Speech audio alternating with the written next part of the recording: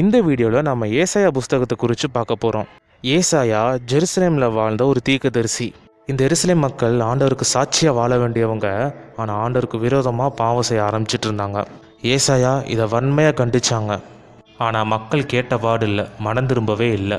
So ஆண்டவர் அவங்களுக்கு ஒரு ஜட்ஜ்மெண்ட் கொடுக்குறாங்க, இன்னொரு நாட்டுக்கு அடிமையாக போகணும் அப்படின்னு.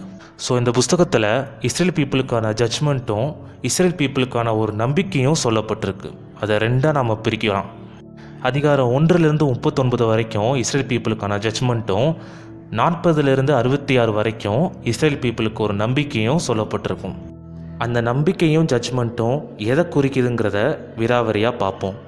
உலகத்தில் இருக்கிற எல்லா நேஷன்ஸ்க்குமே எடுத்துக்காட்டாக இருக்க வேண்டிய இஸ்ரேல் பீப்புள் ஆண்டருக்கு விரோதமாக பாவம் பண்ணி எல்லா நேஷன்ஸ்க்குமே ஒரு தப்பான எக்ஸாம்பிளாக காட்டிகிட்டு இருக்காங்க. இது ஆண்டவருக்கு சுத்தமாக பிடிக்கலைங்க. ஸோ உப்பு தின்னா தண்ணி குடிச்சு தான் ஆகணும். புதிய எருசலேமில் எல்லா நேஷன்ஸுமே ஆண்டவருக்குன்னு உண்மையாக சேவிக்கத்தக்கதாக ஒரு ஹோப் கொடுக்குறாங்க. அது எப்போ நடக்கும் அதை விராவரியாக பார்ப்போம். 6வது அதிகாரத்தில் ஏசாயாவுக்கு ஒரு தரிசனம் காட்டப்படுது. அதில் ஆண்டவருடைய ஆலயம் எவ்வளோ மகிமையாக பிரகாசம் உள்ளதாக இருக்குது. ஆண்டவரை சுற்றியுள்ள தூதர்கள் ஆண்டவரை பரிசுத்தர் பரிசுத்தர்னு போற்றி புகழ்கிறாங்க. இதை பார்த்த ஏசாயாவுக்கு, அடடா, ஆண்டவர் எவ்வளோ பரிசுத்தம் உள்ளவராக இருக்கார், நாம் இந்த இஸ்ரேல் ஜனங்க எவ்வளோ பரிசுத்தம் இல்லாமல் அசுத்தமாக வாழ்ந்துட்டுருக்கோன்னு எண்ண ஆரம்பித்தார். ஸோ ஆண்டவர் இஸ்ரேல் பீப்புளுக்கு ஏசாயா மூலமாக எச்சரிக்கிறாங்க, இந்த மாதிரி தப்பு பண்ணாதீங்க, நீங்கள் ஆண்டவரால் தண்டிக்கப்படுவீங்க, ஆண்டவரோட உடன்படிக்கையெல்லாம் நீங்கள் மறந்துட்டீங்களான்னு சொல்லி எச்சரிப்பு கொடுக்குறாங்க. ஆனால் இஸ்ரேல் பீப்புள் கேட்டபாடு இல்லை. இப்படியே நீங்கள் கேட்காம போனீங்கன்னா அப்புறம் ஆண்டவர் இப்போ இருக்கிற ராஜாவை கீழே தள்ளிட்டு நித்தியமாக இருக்கிற ராஜாவை எழுப்புவார், அவர் இந்த பூமியை நீதியாக அரசாளுவார்னு ஏசாயா மூலமாக ஆண்டவர் எச்சரிக்கிறாரு. அவர் வேறு யாரும் இல்லைங்க, நம்ம இயேசு கிறிஸ்து. இவர் தாவீது ராஜாவுடைய ஜென்ரேஷன் மூலமாக வந்து மக்களை நீதி அரசாளுவார். புதிய எருசலேமில் உலகத்தில் இருக்கிற எல்லா நாட்டினுடைய மக்களுமே ஆண்டவரை சேவிக்கத்தக்கதாக ஏசப்பா ஏற்படுத்துவாங்கன்னு ஏசாயா மூலமாக எச்சரித்தாங்க. ஜெருசலேமை அடிமையாக்குறதுக்கு 2 நாடு தீர்மானிச்சுங்க. ஒன்று அசிரியா, இன்னொன்று பாபிலோன். இந்த அசிரியா முயற்சி பண்ணாலுமே கடைசியில் அடிமைப்படுத்தினது பாபிலோன் தான். பாபிலோன் ரொம்ப பெருமையாக பேசிகிட்டு இருந்துச்சு, நான் எப்படியும் இஸ்ரேலை நான் கைப்பற்றுவேன், எல்லா நேஷன்ஸ் விட நான் தான் கெத்தாக இருப்பேன்னு ரொம்ப பெருமை பாராட்டிட்டு இருந்துச்சு. இதை நாம் ஏசாயா 13ஆம் அதிகாரத்திலிருந்து 23ஆம் அதிகாரம் வரைக்கும் பார்க்கலாம். அடுத்ததாக அதிகாரம் 24 27 வரைக்குமே ஒரு 2 சிட்டியை எக்ஸாம்பிளாக வச்சு சொல்லப்படுது.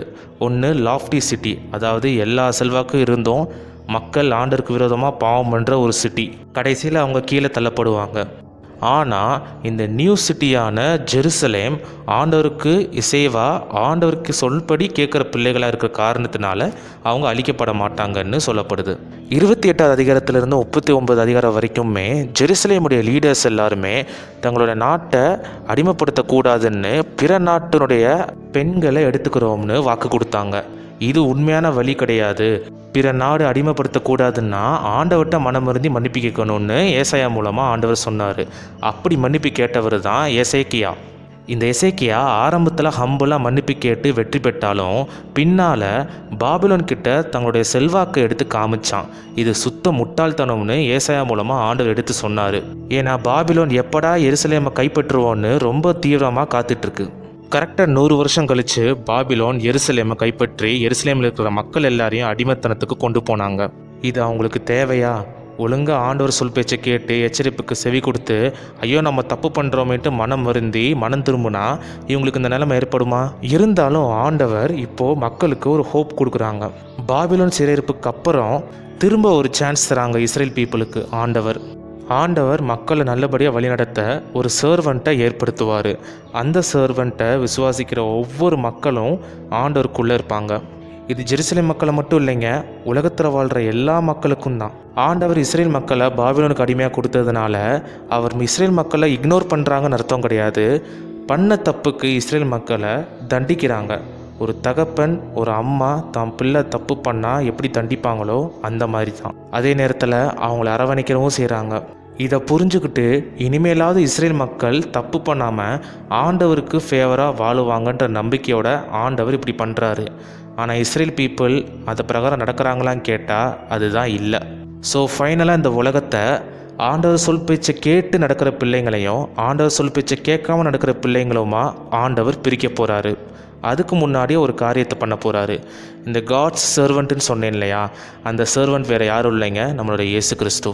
இவர் மூலமாக தான் உலகத்தில் இருக்கிற எல்லா நாட்டினுடைய மக்களுக்குமே ராஜ்யத்தினுடைய சுவிசேஷம் பிரசங்கிக்கப்படும் சாட்சியா.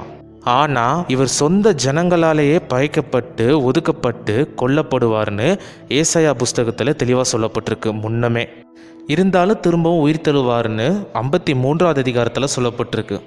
இப்போது உயிர்த்தெழுந்த இயேசு கிறிஸ்துவை யார் யாரெல்லாம் விசுவாசிக்கிறாங்களோ அவங்கெல்லாம் ஆண்டவருடைய சொந்த பிள்ளைங்களாக மாறுவாங்க. அவங்களுக்கு அழிவில்லாத நித்தியத்தை ஆண்டவர் கொடுப்பாரு.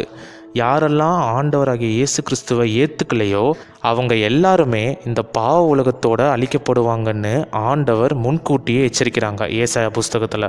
இயேசு கிறிஸ்துவை யாரெல்லாம் ஏற்றுக்கிறாங்களோ அவங்க எல்லாருமே காடோட சர்வெண்ட்டாக கருதப்படுவாங்க.